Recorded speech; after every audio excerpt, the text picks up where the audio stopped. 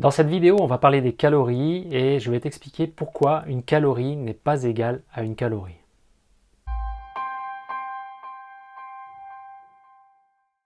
Bonjour, c'est Jean-Philippe Perrault et je suis ravi de te retrouver pour t'aider à mettre en place des habitudes quotidiennes qui vont te permettre de retrouver le contrôle de ton poids et de ta silhouette.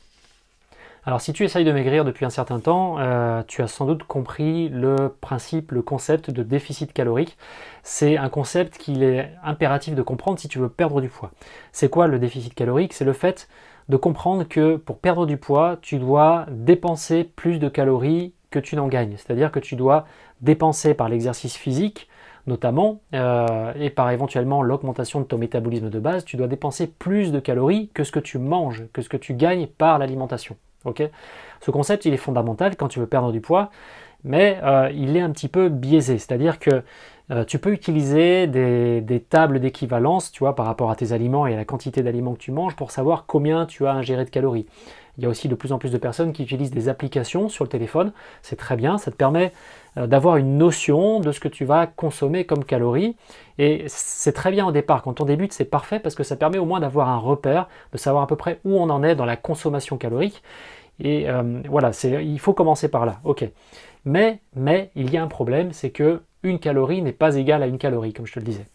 Il faut bien comprendre qu'il y a, entre guillemets, deux types de calories différentes. Le premier type, ce sont les calories vides. Alors c'est quoi une calorie vide?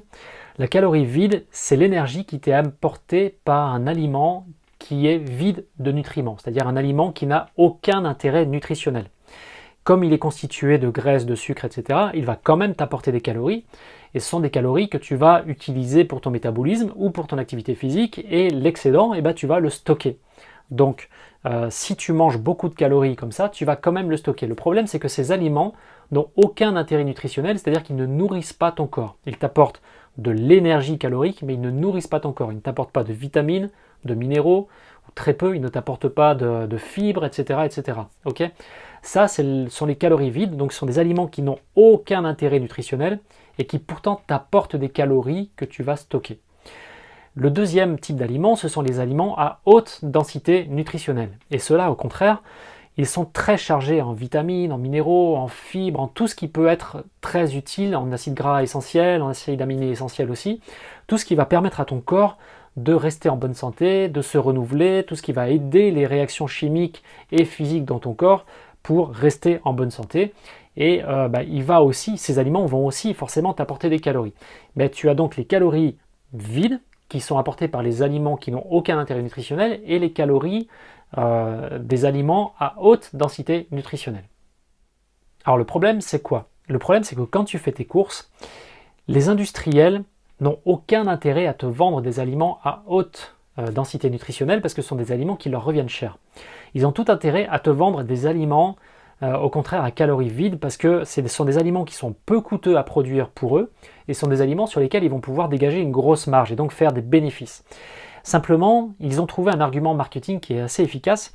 Ils vont très souvent sur le packaging mettre en avant l'avantage qui repose sur un seul nutriment contenu dans l'aliment. C'est-à-dire qu'ils vont te produire des aliments très pauvres au niveau nutritionnel, mais sur le packaging, ils vont te dire riche en vitamine un tel ou riche en fibres.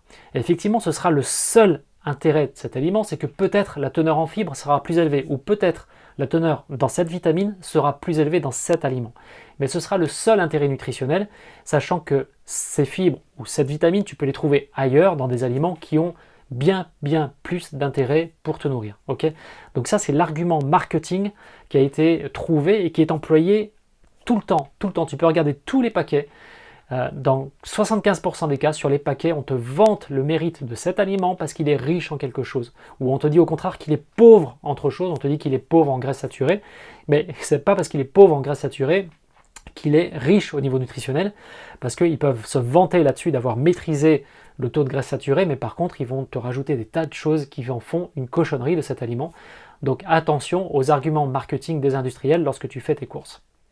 Alors la solution, c'est quoi? La solution, elle est toute simple. La solution, c'est de consommer des aliments qui te sont donnés par la nature. La nature fabrique spontanément des tas d'aliments qui sont très très bons pour la santé parce qu'ils sont riches nutritionnellement, ils sont pleins de vitamines, de minéraux, d'acides gras, etc. Et tous ces aliments sont vraiment bénéfiques pour ta santé et vont t'aider à perdre du poids. Pourquoi? Parce que ces aliments, étant riches nutritionnellement, ils vont favoriser la satiété. Donc, tu vas très souvent manger moins en quantité parce que ces aliments-là ne sont pas vides.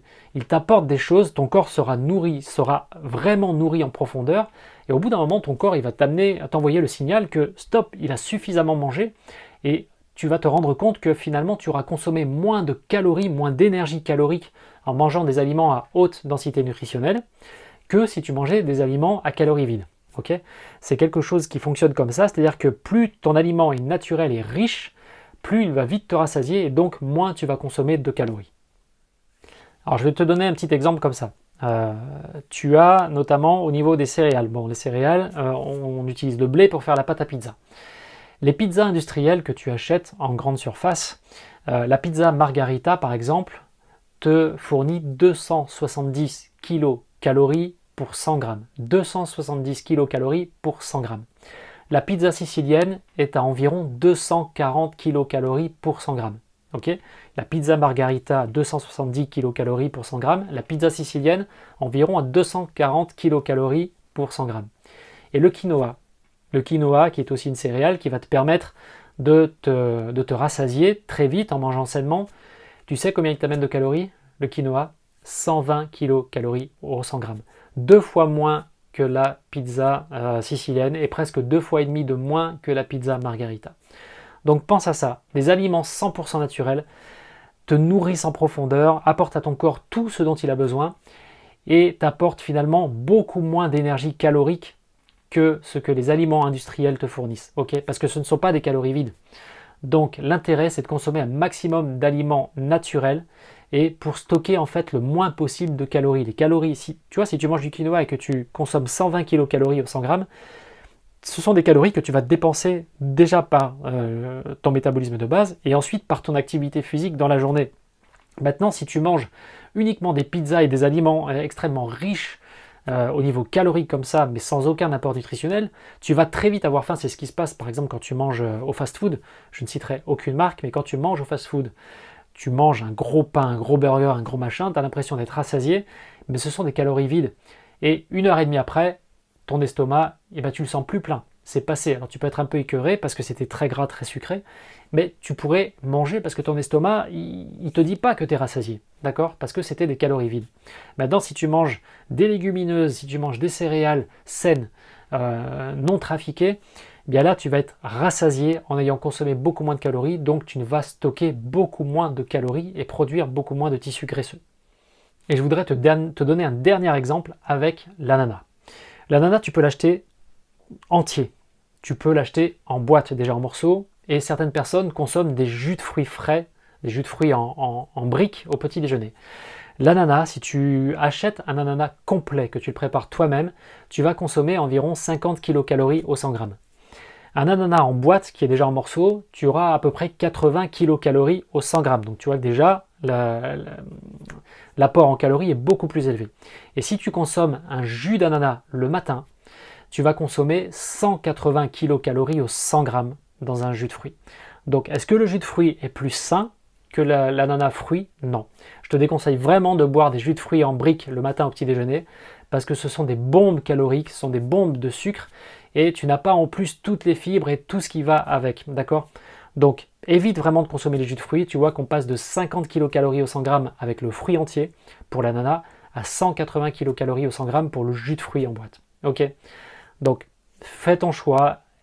Privilégie vraiment les aliments 100% naturels que tu prépares toi-même. Ok. Pour ceux qui veulent aller plus loin, j'ai préparé un atelier vidéo dans lequel je te partage les 5 erreurs les plus fréquentes que les gens font quand ils veulent perdre du poids définitivement. Donc ce sont des erreurs que tu dois absolument éviter si tu veux maigrir durablement. Et dans cet atelier, je te partage aussi donc les 5 piliers sur lesquels je travaille en accompagnement des gens qui veulent perdre du poids définitivement. Si ça t'intéresse, il te suffit de cliquer sur le lien qui se trouve dans la description de cette vidéo. Tu arriveras sur une page d'inscription où tu n'auras qu'à rentrer ton prénom et ton email.